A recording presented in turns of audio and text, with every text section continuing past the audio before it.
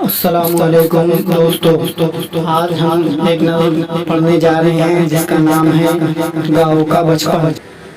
जब गाँव में अपना बचपन था तब गीत सुहानी होती थी। जब गाँव में अपना बचपन था तब गीत सुहानी होती थी।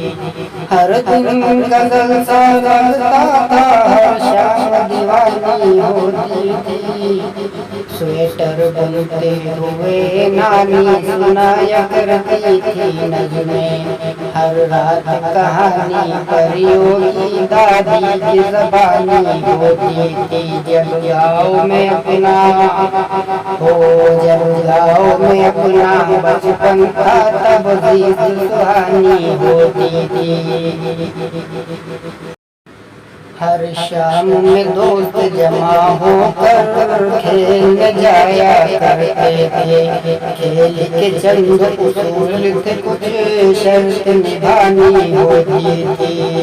सब दोस्त इकट्ठा होकर के खाट बिछाते खेतों में, सब दोस्त इकट्ठा होकर के खाट बिछाते खेतों में।